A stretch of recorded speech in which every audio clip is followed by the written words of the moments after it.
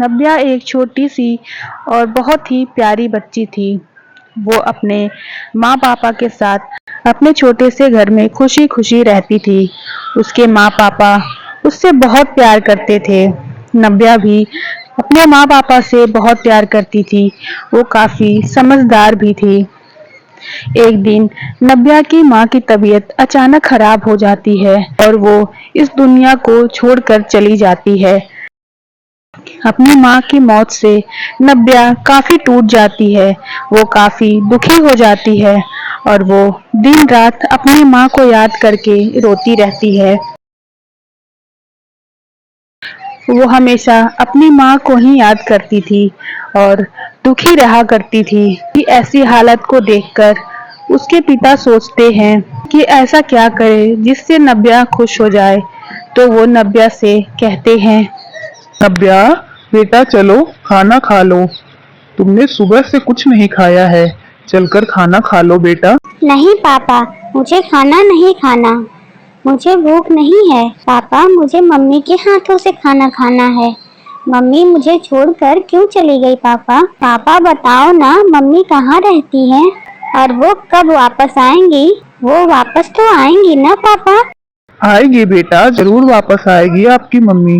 वो ऊपर आसमानों में रहती हैं। और देखो, तुम खाना नहीं खा रही हो। अगर तुम्हारी मम्मी आई और उन्हें पता चला कि तुम खाना नहीं खाती हो तो वो कितनी ज्यादा नाराज हो जाएंगी। फिर वो तुमसे प्यार भी कैसे करेंगी? वो तो तुम पे बहुत गुस्सा करेंगी।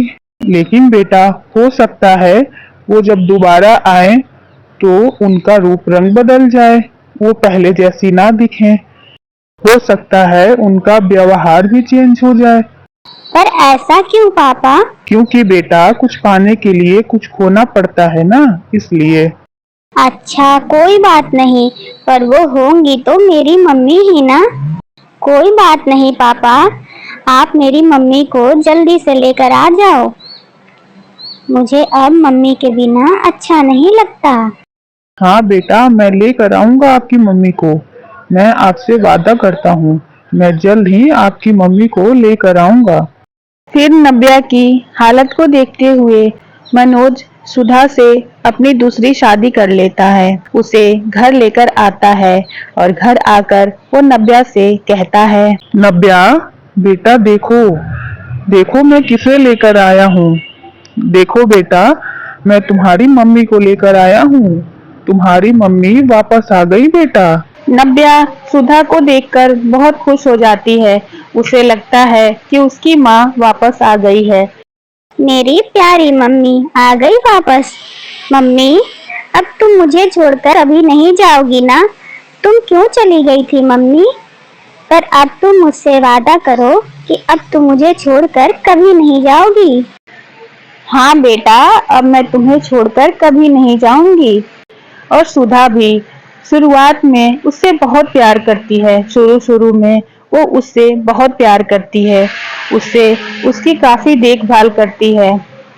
उससे बातें करती है, कहानियां सुनाती है, उसको खाना खिलाती है, उससे बहुत प्यार करती है। पर पर साल भर होते होते उसकी अपनी भी एक बेटी हो जाती है। उसके बाद सुधा का व्यवहार बिल्कुल ही बदल जाता है। वो नब्या को अब बोझ समझने लगती है और उसका और वो नब्या से काफी गलत व्यवहार करने लगती है। वो उससे कभी प्यार से बात नहीं करती। वो हर बात पर उसे ताना देती थी और उसे डांटती रहती थी। वो उसको अपनी बेटी का हिस्सेदार समझने लगी थी।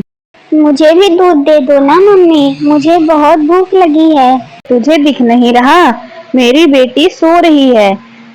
ऐसे तेज तेज बोलकर उसे जगाएगी क्या? अभी अभी तो वो सोई है। और तुझे भूख लगी है तो जा, डब्बे में रोटी रखी है, जाकर खा ले। और दूध नहीं है, दूध सिर्फ मेरी बेटी के लिए है। अब तू बड़ी हो गई है, अब तुम्हें दूध की कोई जरूरत नहीं है।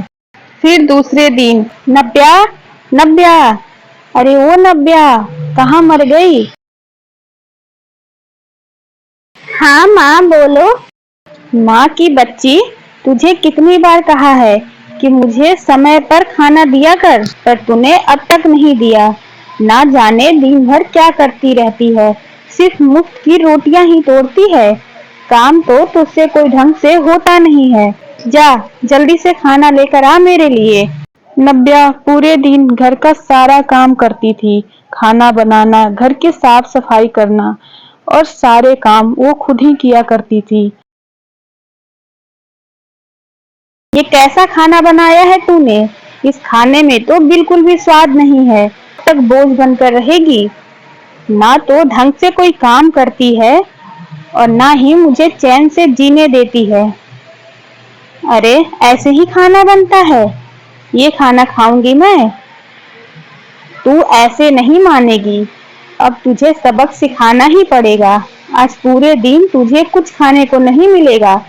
जब भूख से तेरी आंतें तड़पेंगी ना, तब तुझे समझ में आएगा। बहुत अपने मन की करने लगी है। आज रुक, बताती हूँ तुझे। फिर पूरे दिन सुधा नव्या को कुछ खाने को नहीं देती है।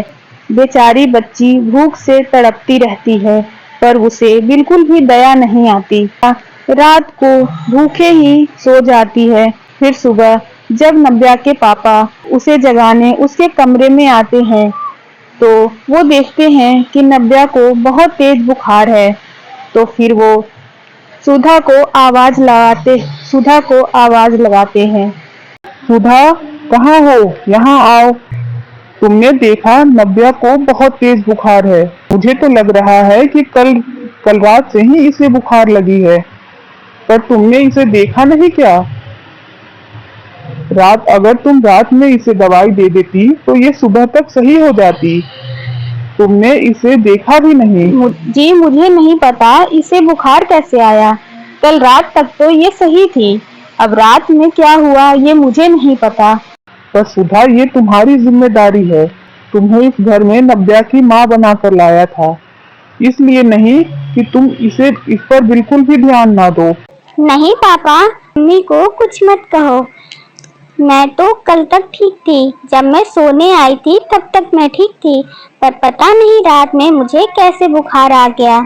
इसमें मम्मी की कोई गलती नहीं है। आप उन्हें कुछ मत कहो। नव्या, नव्या, तुम उठ गई मेरी बच्ची। चलो, चलकर तैयार हो जाओ। मैं तुम्हें डॉक्टर के पास लेकर चलता हूँ। तुम्हारी वजह से तुम्हारे पापा मुझ पर चिल्ला रहे हैं। तुम्हारी वजह से ही मुझे ये सब कुछ सुनना पड़ रहा है। अब देख मैं तेरा क्या हाल करती हूँ। मैं तेरी ऐसी हालत करूंगी ना कि तू बस देखती ही रहेगी। अब तो सुधा नव्या से और भी चिढ़ जाती है और वो उसके साथ और भी बुरा बर्ताव करने लगती है। मम्मी मुझे खाना दे दो। मुझे बहुत तेज भूख लगी है। मैंने कल से कुछ भी नहीं खाया। तेरा तो कभी पेट ही नहीं भरता। तू तेरा बस चले तो तू मुझे भी खा ले। खा ले मुझे तू। तुझे चैन पड़ जाएगी। तेरे पापा से मेरी लड़ाई करवाकर तेरा पेट नहीं भरा। दिन भर जब देखो खाना खाना खाना करती रहती है। तेरे पेट में तो आग ही लगी रहती है। ना जाने कब तक मेरे सर पे बोझ बनकर पड़ी रहेगी तू। मम्मी आप मुझसे ऐसा बर्ताव क्यों करती हो? क्या आप मुझे बोझ समझती हो? ठीक है मम्मी, अगर आपको लगता है कि मैं बोझ हूँ तो मैं यहाँ से चली जाऊंगी। आप बताओ, मैं चली जाऊं क्या?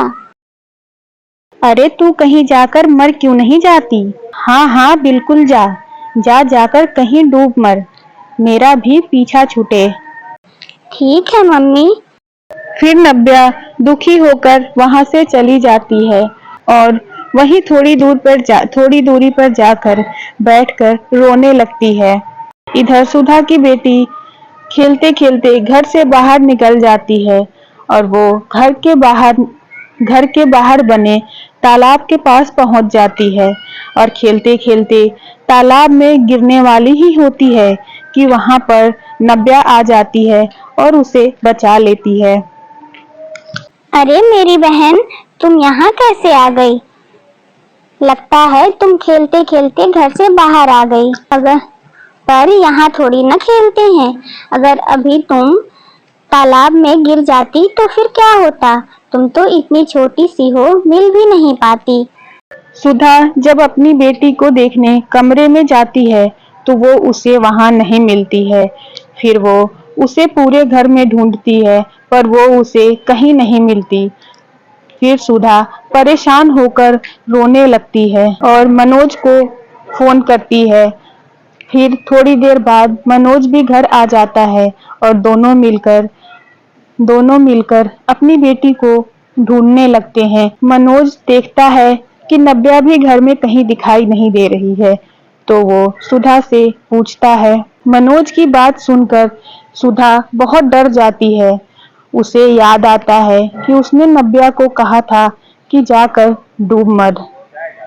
फिर वो मनोज के बातों का कोई जवाब नहीं दे पाती। मनोज को उस पर शक हो जाता है कि जरूर सुधा ने ही कुछ ऐसा किया है। फिर वो लोग अपनी बेटी को ढूंढने के लिए घर से बाहर निकलते हैं तो वो लोग देखते हैं नव्या अपनी बहन को लेकर घर आ रही थी तो जिसे देखकर दोनों खुश हो जाते हैं।